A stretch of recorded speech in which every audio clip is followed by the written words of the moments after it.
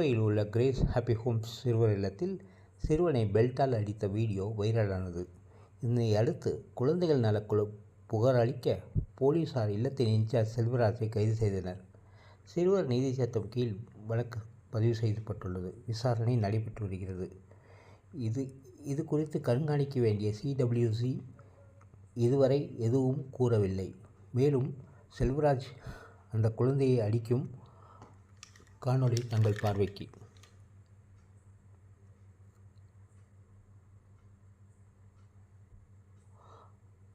ஆனால் நீதிமன்ற வட்டாரங்கள் சம்பவம் நடந்து 25 நாட்களாகியும் காவல்துறை செல்வராஜை கைது செய்யவில்லை என்றும், ஏற்கனவே இவர் மீது பல வழக்குகள் உள்ளன என்றும் கூறப்படுகிறது. இந்த கிரேஸ் ஹாப்பி ஹோம்ஸ் சிறுவர் இல்லத்தில் உள்ள சிறுவர்களை அரசாங்கம் மீட்கலாம்.